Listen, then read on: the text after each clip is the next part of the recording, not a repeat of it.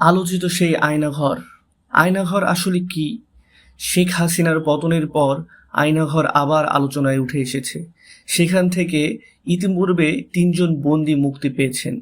গত ২ দিন রাজধানীর কচুক্ষেত আওয়ামী লীগ সরকারের আমলে গুম হওয়া মানুষের খোঁজে ভিড় জমাচ্ছেন স্বজনরা। আসলে এই আয়নাঘর কি?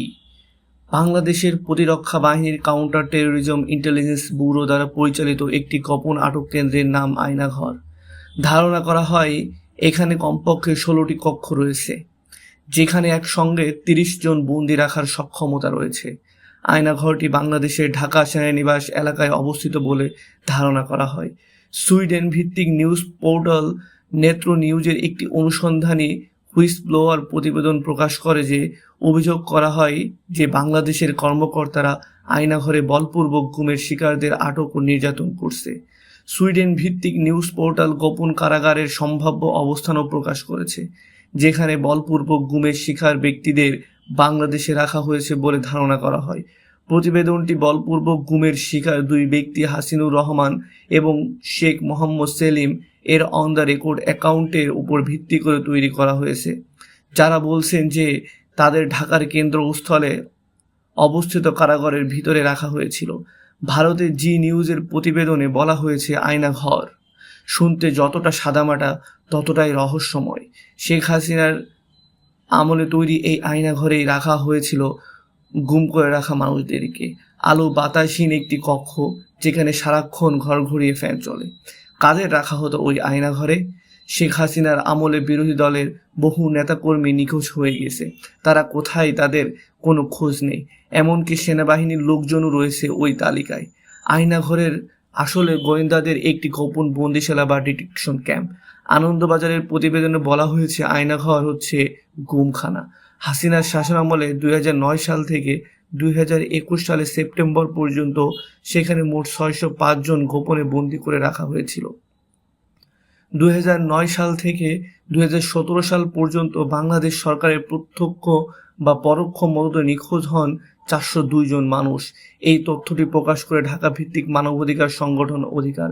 ২০১৪ সাল থেকে ২০১৯ সাল পর্যন্ত বাংলাদেশের ৩৪৪ জন ব্যক্তি গুমের শিকার হয়। তাদের মধ্যে ৪০ জন ব্যক্তিকে মৃত অবস্থায় পাওয়া যায়, ৬৬ জনকে সরকারি হেফাজতে গ্রেফতার অবস্থায় পাওয়া গেছে এবং আইন ও সালিশ কেন্দ্রের তথ্য মতে ২০৩ জন এখনও গুম রয়েছে। যারা দীর্ঘদিন গুম থাকার পর ফিরে এসেছেন, তারা গুমের ব্যাপারে মৌন অবলম্বন করেন। ধারণা করা হয় এই সব মানুষের গুম করে রাখা হয় আয়নাঘরে। আয়নাঘরে যারা বন্দী থেকেছেন তাদের মধ্যে রয়েছে নর্থ সাউথ বিশ্ববিদ্যালয়ের সাবেক অধ্যাপক ও শিক্ষাবিদ মোবাশ্বের হাসান, সাবেক রাষ্ট্রদূত মারুফ হাসান, ব্যবসায়ী অনুরুদ্ধ কুমার রায়। এছাড়াও আয়নাঘর থেকে সম্প্রতি ছাড়া পেয়েছেন বাংলাদেশি ব্যারিস্টার ও জামাতে ইসলামী নেতা মীর কাসেম আলীর ছেলে মীর মোহাম্মদ বিন কাসেম, সাবেক সামরিক জেনারেল এবং জামাতে ইসলামী নেতা গোলাম আজমের ছেলে আবদুল্লাহিল আমান আজমি, পার্বত্য চট্টগ্রামের রাজনৈতিক সংগঠন ইউপিডিএফ এর মুখপাত্র মাইকেল চাকমা।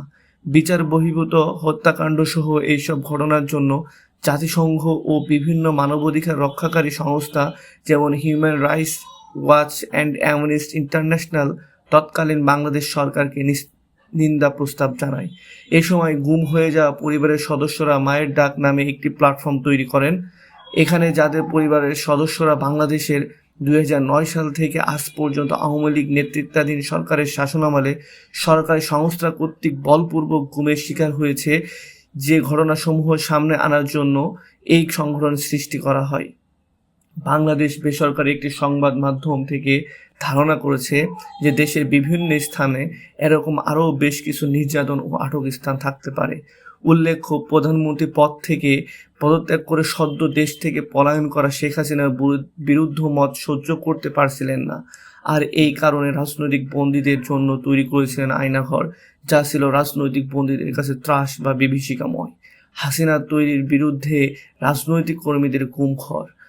প্রতিবাদীদের কণ্ঠরোধ করার একটি উপায়, সারা দেশে ডিজিএফআইয়ের ২৩টি গোপন আটক কেন্দ্র রয়েছে, এর মধ্যে রয়েছে কয়েকটি ঢাকাতে।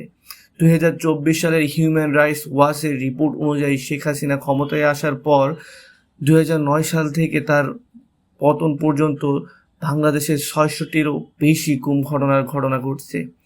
রিপোর্ট অনুযায়ী আয়নাঘর থেকে খুব কম বন্দী মুক্তি পেয়েছে, তবে কিছু বন্দীকে দীর্ঘ বিচার প্রক্রিয়ার মাধ্যমে মুক্তি দেওয়া হয়। অনেকেই আবার এনকাউন্টারের শিকার হয়েছে। বাংলাদেশ এ জাতীয় ঘটনার তদন্ত প্রায় হয়নি বললেই চলে। আয়নাঘরে রাখা অনেকেই দিনের পর দিন অত্যাচার সহ্য করতে না পেরে মারা যায়। তারপর লাশ সরিয়ে দেওয়া হয়, তাদের গ্রেফতার করা হয়, তাদের খাতা কলমে কোনো তথ্য রাখা হয় না। আর যারা হাসিনার আস্থাভাজন ছিলেন তারাই আয়নাঘরের দায়িত্ব পেতেন। আয়নাঘরের বন্দীদের সঙ্গে তাদের পরিবারের সদস্যদের দেখা করা বা যোগাযোগের কোনো আইন ছিল না।